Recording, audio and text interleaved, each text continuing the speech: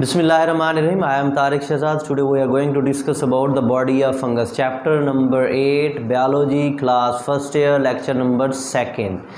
The body of fungus. This one is a long question, but it also consists of some short question and MCQs. The question is that write a note on body of fungus. That body of fungus mean what is the body that make of fungi, or on what things or on what component the fungus body made up. That all we have to discuss in this topic.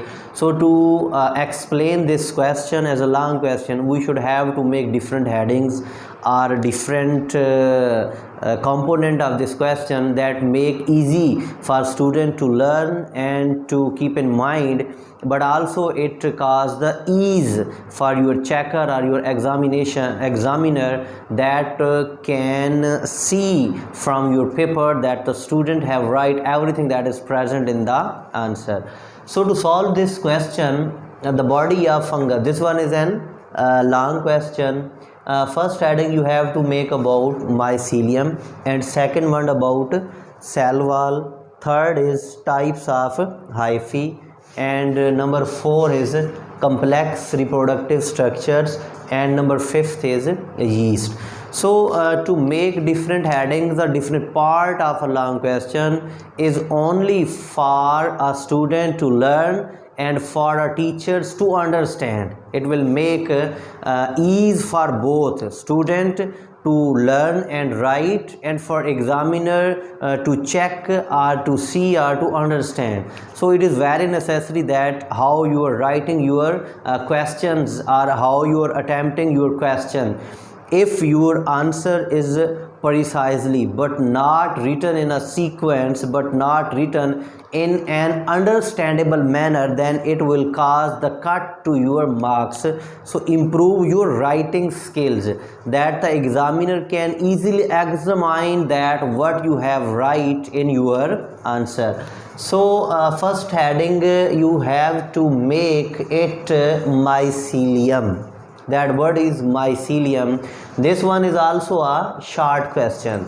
Mycelium is also a short question, and mycelium is a body of fungus. The body of fungus is called mycelium. Means on what things the fungi consist is known as its mycelium, and on what things the mycelium is also made up of. Mycelium is made up of hyphae. Mycelium is made up of hyphae. Hyphae make mycelium, and mycelium is a body of fungus. So what is no hyphae? Hyphae are thread like, they are tubular, they are filamentous, they are slender, they are branched, and they are long thread like structure. Mean they may be in the form of threads, they may be in the form of tubules, they may be in the form of branched structure, they are large, they may be filamentous. Means there may be different appearance of these hyphae. So that was all about the mycelium. If the question is about only mycelium, you have to write the definition of mycelium and also discuss the hyphae. Then it will cover the 2-number short question. So body of fungus is called mycelium. Body of fungus is called mycelium, and it consists of hyphae, which are, mean mycelium consists of hyphae which are long, tubular, slender, branched, filamentous, thread-like. Hyphae are long, tubular, slender, branched, filamentous, and thread-like. All these properties are of hyphae. Maybe it is in the form of these thread-like network, and we call it as a mycelium. This one is mycelium, but each thread in the mycelium is called a hyphae. We call it as a hyphae. Next one, first heading is completed now. That was about mycelium, and second heading is about cell wall. And we know that fungi have cell wall, but the fungus cell wall is slightly different from the cell wall of the plant. We know that the cell wall of plant is made up of lignin and cellulose as a major component, along with some other compounds. whereas the fungus cell wall is made up of chitin, and chitin is a strong compound and it is more resistant as compared to the cellulose and lignin. The reason is that bacteria can break cellulose and lignin, but those bacteria cannot break chitin. Means all bacteria are not able to break or decompose chitin. That's why fungi are more resistant to decay as compared to plant cell wall. That was all about the fungus cell wall. So cell wall contain chitin, it is more resistant to decay as cellulose and lignin. Next one is types of hyphae. This one is also a short question. The types of hyphae. There are two different type of hyphae. Hyphae may be septate hyphae or hyphae may be non-septate hyphae. And keep in mind that non-septate hyphae may also called as cenocytic. Ceno, C-O-E-N-O. Ceno mean combined together and cytic means cell. When cells are combined together, there are no septum or cross walls between them. They are also known as non-septate hyphae. So first of all, you have to write the name of these two types. First of all, everything, the writing manner is same. First of all, give overview that there are two types. Number one thing, and then explain one by one. If there are 4, 5 or 7, 8 different types, then first of all mention the name of their types and then explain each type one by one. Okay. So types of hyphae, there are two types of hyphae, septate hyphae and non-septate hyphae. Septate hyphae and non-septate hyphae. Non-septate hyphae are cenocytic hyphae. Now we will explain first of all septate hyphae. Septate means they have septum. Septate means that they have septum, means they have cross walls, they have walls between the hyphae that divided them into more than one cell. So cross walls are present, septum are present, and thus that's why it is known as septate hyphae. So septate hyphae, in which hyphae are divided by cross walls. Hyphae are divided by cross walls are septum, number one. And now there is a diagram that showing the septate hyphae. Number one, septum. This cross wall is known as septum. And number two, the red color represent the nuclei. And you can note from the diagram that each hyphae consists of more than one nuclei also. Means cell may consist of one cell, one nuclei or more than one nuclei.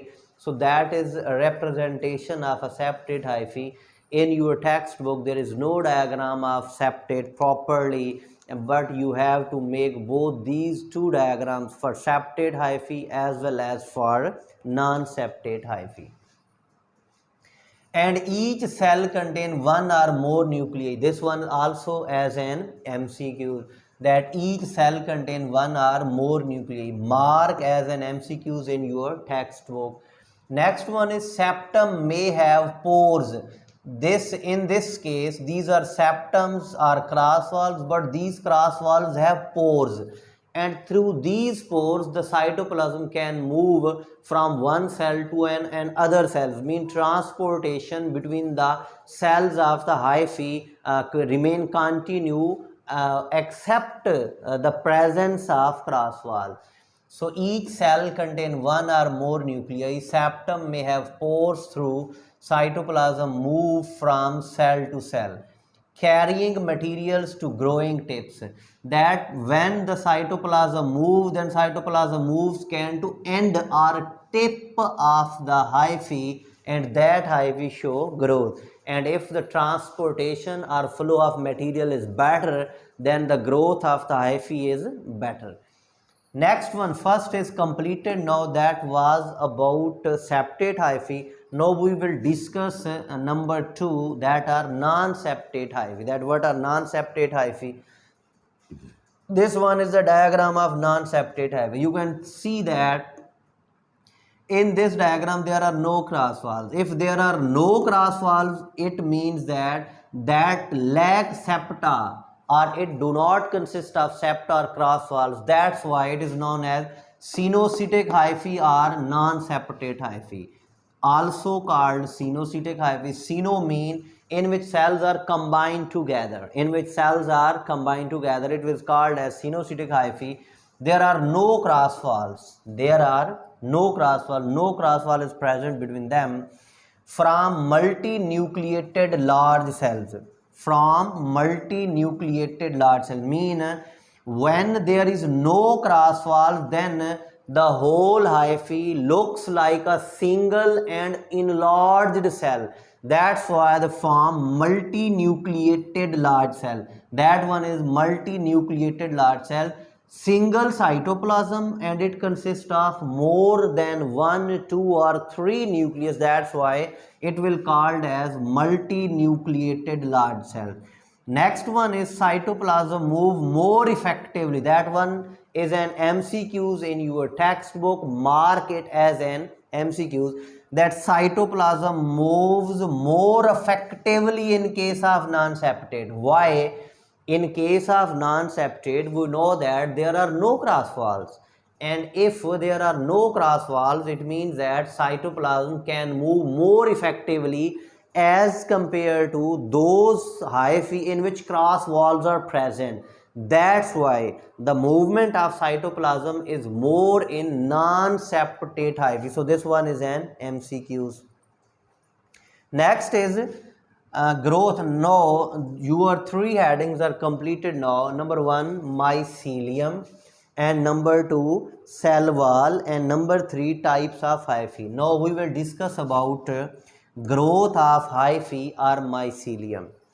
He says that if food and water are abundant and temperature is favorable, if food and water are abundant and temperature is favorable, then all hyphae become active, and they are metabolically active. Means that they can grow their best, and all hyphae become active, are active metabolically and grow and forms extensive network of hyphae. It means that on which surfaces are substratum. Substratum mean the surface on which the fungal hyphae are keep on their growth. That is known as a substratum. The substance to which they are attached is known as substratum. So if they become metabolically active, when they become metabolically active, it means that they can grow well and form a network of mycelium on their substrate.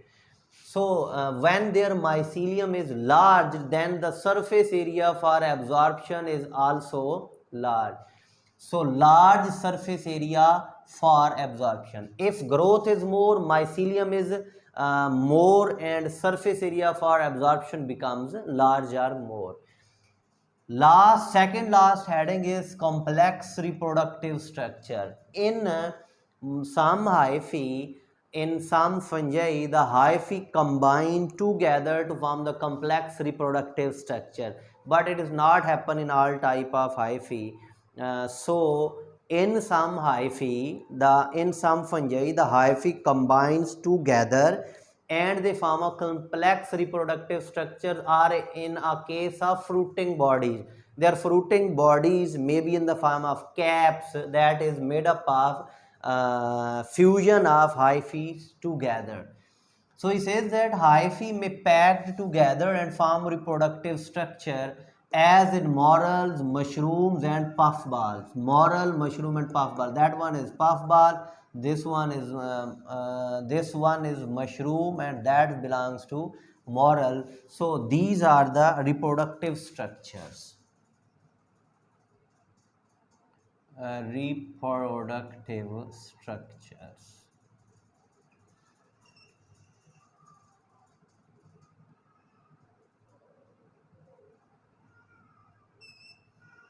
These are reproductive structure. So they may be in the form of multicellular packed body that made up of more than one hyphae. All fungi are haploid, means that all fungal cells have haploid nuclei except a transient state that may be readily or immediately changed into another structure. It means that it is short living and is known as diploid zygote. All fungi are haploid except transient diploid state formed only during sexual reproduction. And this zygote now change into zygospores are different spores, and these spores are haploids. That's why only short living phase is diploid and the remaining all life is haploid. Last one is yeast. Yeast is non-hyphal and unicellular fungi. That one is exclusive characteristics that are only given to the yeasts but not to other fungi. That these characters are only related to yeast. These characters are that yeast are non-hyphal and unicellular fungi. That was all about your this topic, and I hope that you will get some more extra from my lecture. At the end, subscribe to this channel, invite your friends, share with your friends, and like and comment this video. Allah Hafiz.